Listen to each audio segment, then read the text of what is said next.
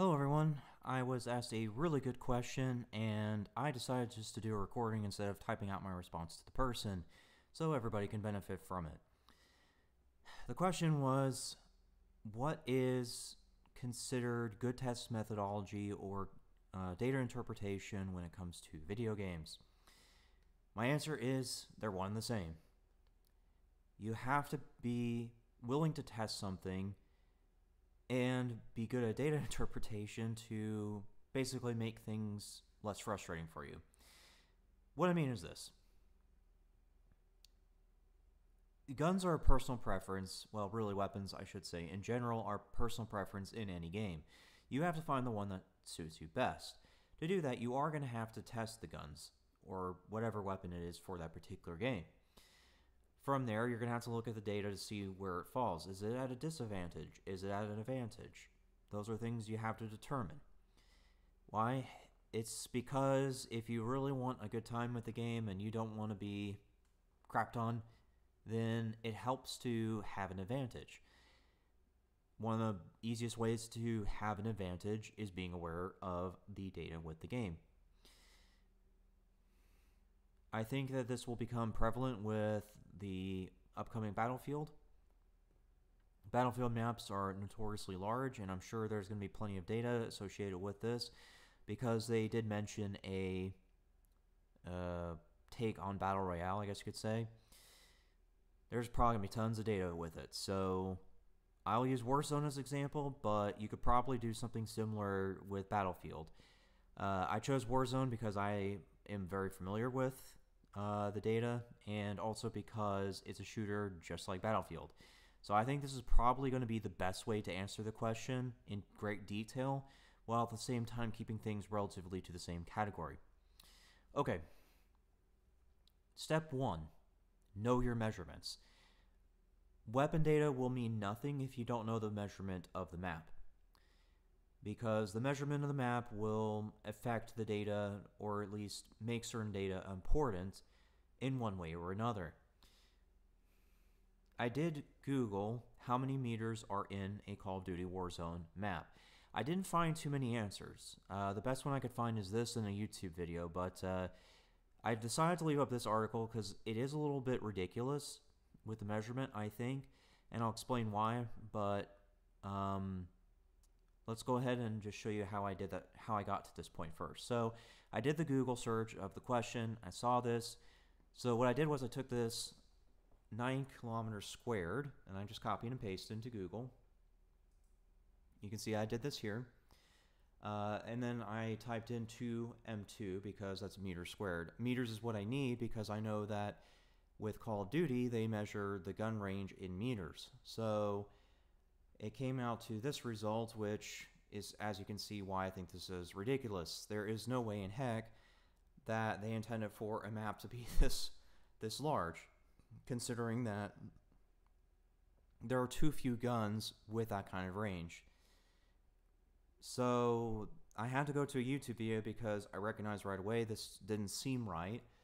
But you can see I did copy and paste it. It's highlighted in blue. So yeah, I went over here and I saw that Exclusive Ace had done these measurements, which I don't remember seeing this, so I must have missed this video, or it was probably well after I quit doing this kind of stuff. But anyways, he puts the map size at about 2,800 meters squared, which is a little bit more plausible of a number, because I have seen a video with an HDR in which a person did manage to knock somebody at 1,000 meters.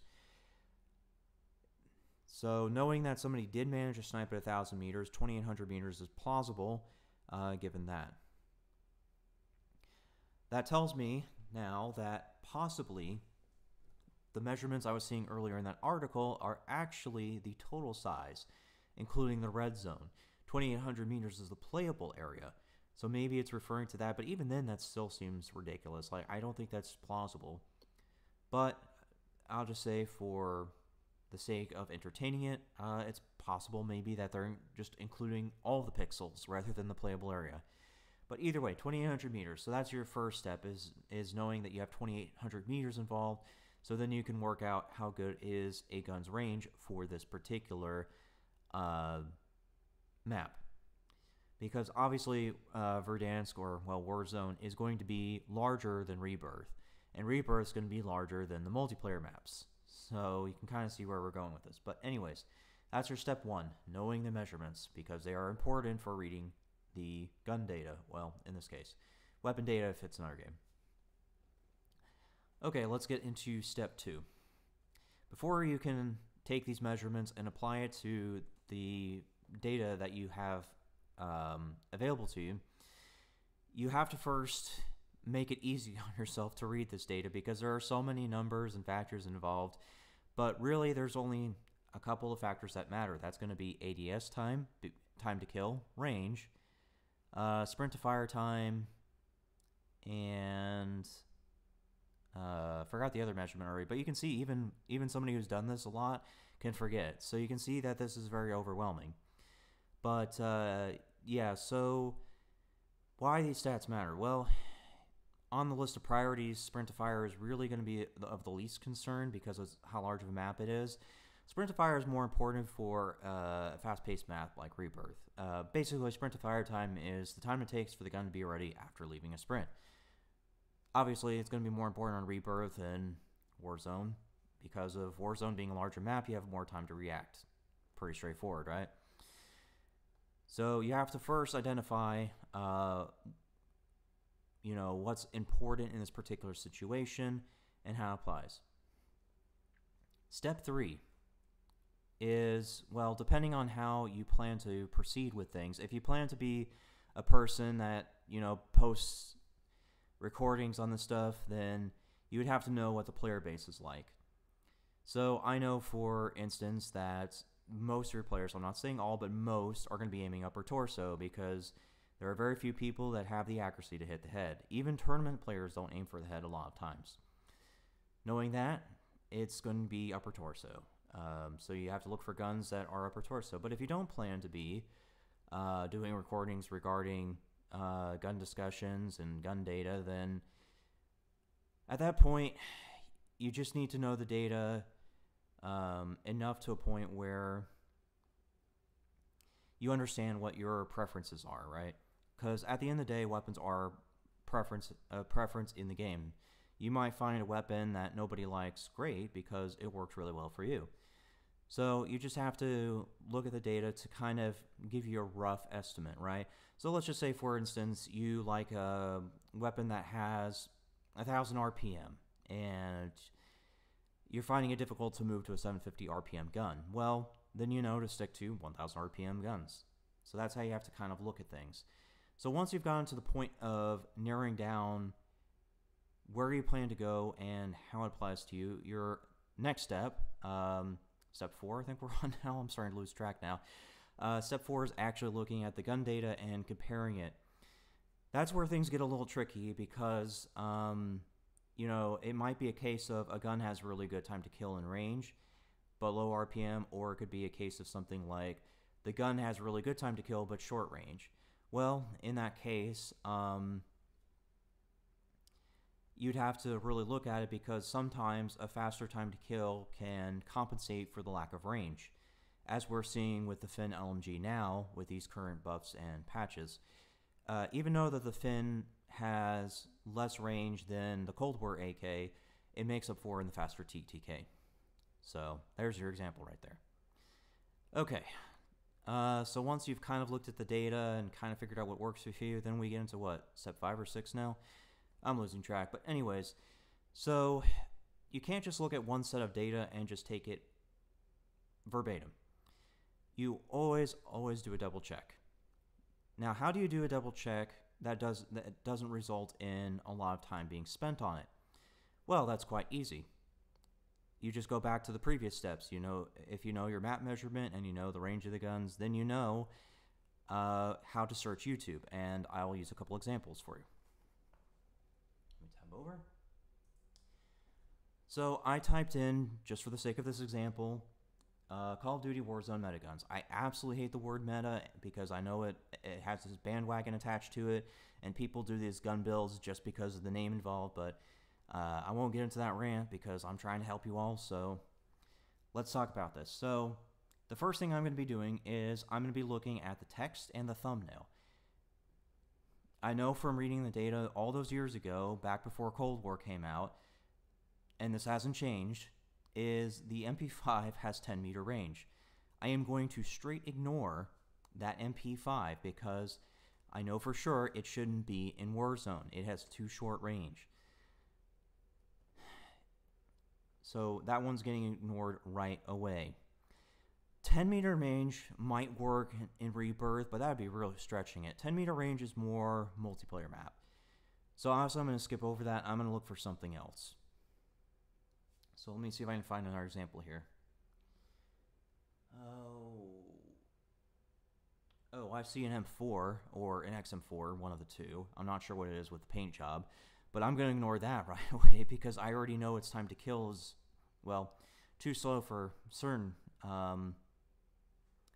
situations because it used to be, before the Cold War was added, that 500 milliseconds or faster was really the target goal because there was a few good guns in that range that were quite usable by really anyone.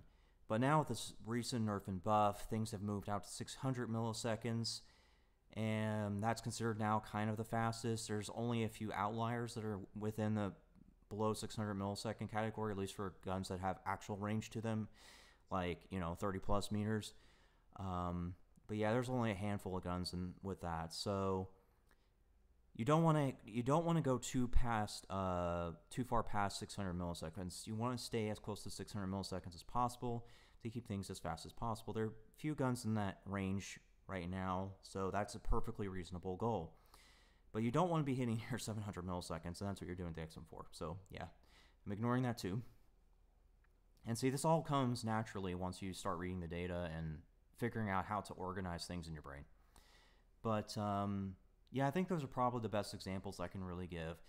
So yeah, when Battlefield comes out, and I'm sure it's going to have data attached to it, given that it will have a Battle Royale like map, or mode I should say, really this is just what you have to do. It's the same thing you do with a lot of other games too. It might be a little bit different depending on the game. Let's just say if it's like a medieval game, right? Then you'd be looking at armor penetration and damage more so than anything else, right? Because then, armor's involved and things like that. But seeing as we're talking about shooters, that's kind of where you have to go with it. I hope that I explained this well. If I did not, or you have any further questions, feel free to reach out. I will do my best to answer. I think one of the things that you'll notice with my channel is I care very much about the people who take the time to listen and respond to the videos. Even if it's just one question, I'll still take the time out of my day to record something in response to that. I will, because I care that much, and maybe down the road somebody else will have the same question and it answers that question, so I don't have to repeat myself in the comments. So it works out for me in the sense that I want to help people, and it could potentially prevent future questions from needing to be answered. So yeah, just reach out, and yeah, let me know if I did help. But that's all I have. Thanks for listening.